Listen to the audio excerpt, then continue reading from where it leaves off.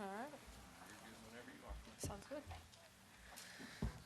All right, everyone. We are now joined by the pole winner for tomorrow's Xfinity Series race, Jesse Love, driver of the number 2 Richard Childress Racing Chevrolet. We'll go ahead and open it up to questions. If you have a question, raise your hand. We'll start up here with Jacob. Bob's already smirking at me. That's not a good sign. Let's keep the mic away from him. I'll ask it in a different way so it's not focused on the appeal. Did you come in, the vibe around you and the team this week, did you come in here feeling like you had a bit of a point to prove? Yeah, absolutely. I feel like we put together a dominating performance, and I think that we want more of those. So I feel like I can kind of sense it on my own demeanor. I definitely, will be satisfied when we get more of those performances, and just looking forward to a strong day tomorrow. I've got, plenty of poles now. The team has plenty of poles, and obviously I think it's just a testament to RCR and ECR, CT Springs, and whole fab shop and body shop that they're doing a really good job and definitely outworking everybody in the field, and we have some things figured out. We were talking a couple minutes ago about the vibe of this place in the spring. You got a big ARCA win here. You got your first Xfinity win here. What is it about this place when you come in here early in the season? There's so much to play for that has just seemed to suit you the last couple of years coming here. Yeah, I think it's just the vibe of the whole facility, all the fans in the stands, and I try to kind of feed into that as well. But I just love coming here. Everything about it, whether it be Talladega nights or all the fans on the boulevard, or just the sheer cool factor about Talladega, especially in the spring. I just always love the event, so I feel like I try to always put my best foot forward. Not that I don't every weekend, but I feel like whenever there's more pressure on the line, I feel like I do a better job, and this place just puts a little bit more pressure on my shoulders. We'll go to Bob and then Jordan. Here we go. Bob Pockris, Fox Sports. What have been your emotions since Saturday when you found out that you were DQ'd? Like, are you angry, upset, disappointed, kind of, or just resigned, like whatevs, or kind of what's been your emotions? Yeah, I've gotten a lot of feedback from a lot of people that I look up to about how to handle the situation. So I feel like I'll answer the whole question like right now, and then kind of leave it and then move on. But I feel like our team deserves to be heard and whatnot.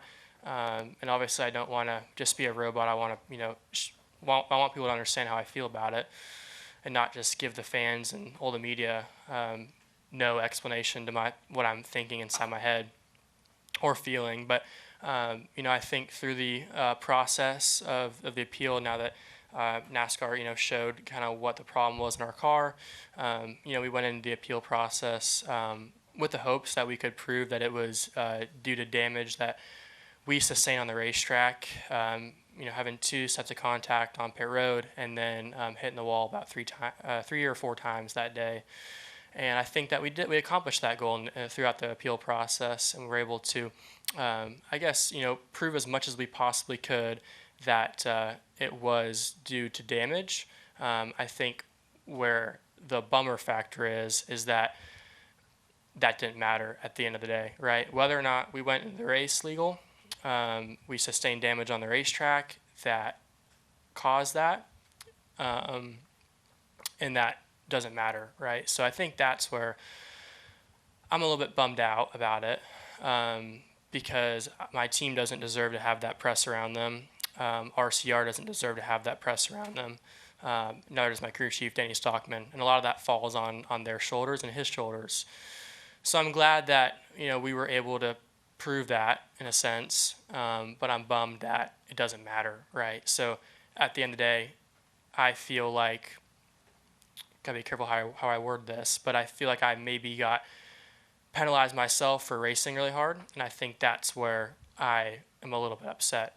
Having said that, NASCAR has been around a lot longer than I've been alive, and they've been doing this a lot longer than I've been alive, and they have these processes in place for a reason, and it's not me to judge that, right? So I still trust NASCAR that they're doing what and they think in their heart is the right move to keep the racing safe and fair and cost effective and all those bullet points.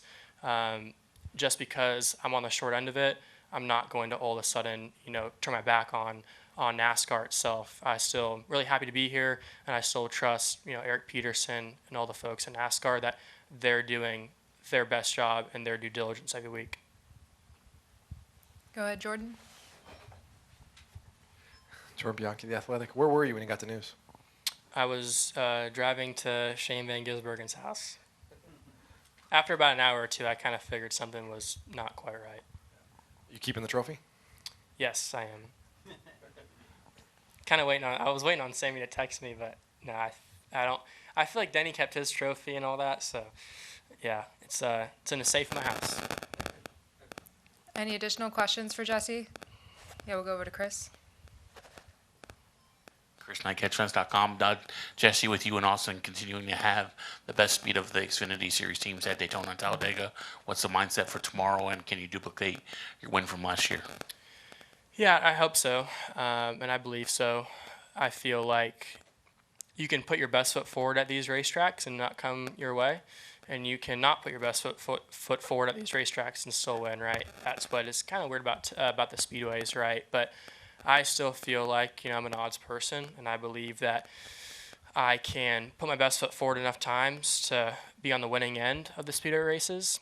I feel like a lot of the times it's easy to get caught up in how fast your car is and not be focused enough about what's behind you. So even though Daytona went really well for me, and we had a shot to win Atlanta, I'm making a pretty big, mindset change that going into this weekend that I think is, going to be beneficial, right? Looking at my mirror more and trying to keep guys connected to me. That seems to be tough sometimes because our car has so much speed. So it's really great out front, but kind of hurts me when I'm in the pack, actually. So I think that at some point, right, I'm going to make a move that's not right, or I'm going to make a move that I thought was right and lose some track position, or we're going to take 4 tires and lose some spots, or whatever it may be, right? And I feel like I have a better plan in place now to, when I do lose that track position, get back up front more efficiently. Additional questions? All right, thank you, Jesse, and good luck tomorrow.